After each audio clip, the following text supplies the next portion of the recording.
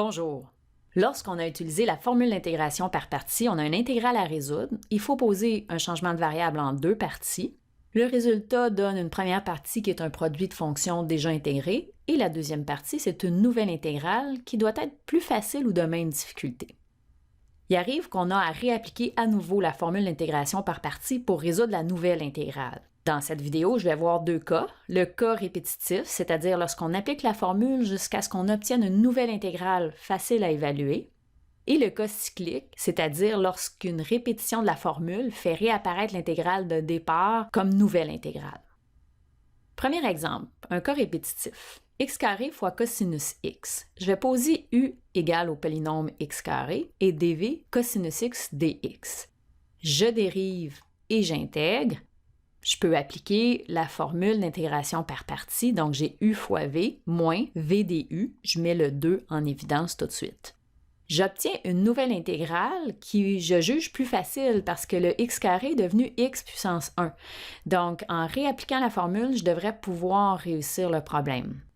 Quand on réapplique une formule d'intégration par partie, c'est très important de garder le même choix pour u et dv. Donc, le u va rester le polynôme. Je prends le x et je le place à la position du u.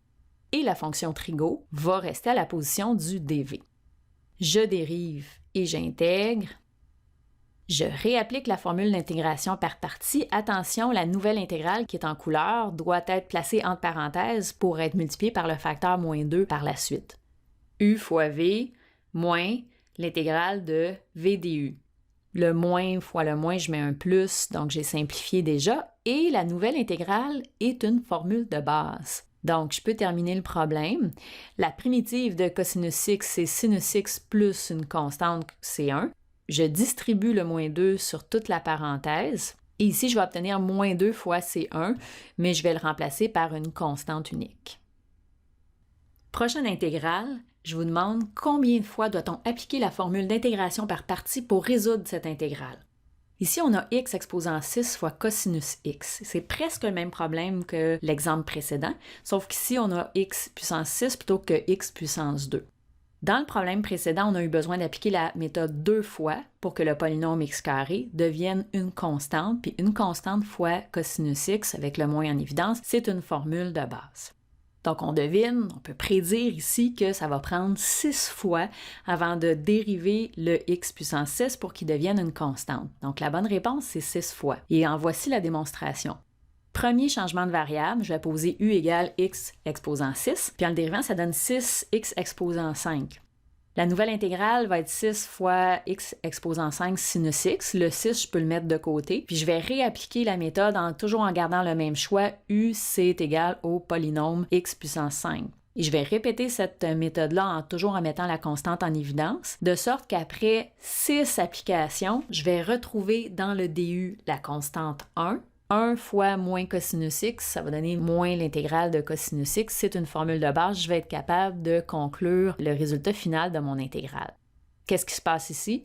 Le polynôme baisse d'un degré à chaque étape. Le cosinus et le sinus s'alternent en intégrant, dérivant. Donc, à un signe près, ça donne toujours à peu près le même niveau de difficulté de fonction. Et j'espère donc à la fin que le polynôme devienne une constante pour être capable de résoudre l'intégrale. Exemple 2, le cas cyclique ou le cas où l'intégrale fait une boucle. Donc, j'ai e exposant 3x fois cosinus x. Ces deux fonctions-là sont aussi faciles l'une que l'autre à dériver ou à intégrer, donc on a l'embarras du choix. Je vais poser u égale à e exposant 3x, puis dv égale cosinus x dx. Donc, la dérivée de e exposant 3x, c'est 3 fois e exposant 3x par la règle de dérivation en chaîne, et la primitive de cosinus x, c'est sinus x. J'applique la formule d'intégration par partie, donc u fois v moins v du. Je mets la constante 3 en évidence. Je me retrouve avec une nouvelle intégrale qui est de même difficulté, en fait. Ici, j'ai juste changé le cosinus pour un sinus, donc il n'y a pas vraiment de nouvelle difficulté, c'est de même difficulté. Je vais réappliquer la formule, toujours avec le principe de garder le même choix. Donc, l'exponentielle reste à la position du u, le sinus reste à la position du dv, j'ai laissé la constante de côté, et je dérive et j'intègre. Ma nouvelle intégrale par la formule d'intégration par partie est égale à U fois V moins V du. Je mets les constantes en évidence, le moins fois le moins donne un plus, et j'obtiens ce nouveau problème avec une nouvelle intégrale. Cette nouvelle intégrale, je ne sais pas si vous remarquez, mais on a fait une boucle, on est revenu à l'intégrale de départ. Donc c'est pour ça qu'on dit cas cyclique ou cas qui fait une boucle. Cette nouvelle intégrale-là, dans le fond, c'est mon inconnu. Quand on a une inconnue dans une équation en mathématiques, on peut l'isoler pour essayer de résoudre et trouver l'inconnu. Ici, je vais poser mon inconnu comme une seule lettre pour faciliter les manipulations algébriques. J'ai choisi I pour intégrale, mais vous pouvez choisir une autre lettre. Donc, ça, c'est mon inconnu. J'ai mon inconnu à gauche également. Alors, je remplace cette lettre-là dans l'équation, puis je vais tenter d'isoler mon inconnu I. Alors, I égale à cette expression-là. Je vais distribuer le moins 3 sur la somme qui est entre crochets. Ensuite, je vais additionner plus 9i des deux côtés pour transférer tous les inconnus à gauche. 1i plus 9i, ça donne 10i. J'en profite pour mettre en évidence le e exposant 3x dans le membre de droite de l'équation. Et finalement, je divise par 10 des deux côtés pour obtenir une réponse pour mon inconnu. Vous aurez remarqué qu'on a négligé le fait d'ajouter les constantes d'intégration ici. En fait, on aurait pu les rajouter à mesure, mais ça devient un peu lourd, donc on peut se permettre de les rajouter à la toute fin lorsqu'on fait la conclusion du problème. À quoi reconnaît-on les intégrales qui vont donner lieu à un cycle ou à une boucle comme ce qu'on vient de voir? C'est souvent des intégrales où on a un mélange d'exponentielles, de sinus et de cosinus, puisque ces fonctions-là, quand on les dérive ou les intègre, elles reviennent à elles-mêmes, soit du premier coup ou après un cycle de deux dérivations ou intégrations. Mais attention, qui n'ont pas de lien dérivé. Qu'est-ce que je veux dire par là? Par exemple, si on a l'intégrale de sinus x fois cosinus x dx, ici, la dérivée de sinus, c'est cosinus. Donc, on pourrait poser u égale sinus x, le du serait cosinus x dx, et on peut faire cette intégrale-là par changement de variable. C'est beaucoup plus simple que de faire une intégration par partie. En résumé, quand on utilise la formule d'intégration par partie, on a une nouvelle intégrale à résoudre et il est possible d'avoir à réappliquer à nouveau la formule d'intégration par partie pour résoudre cette nouvelle intégrale.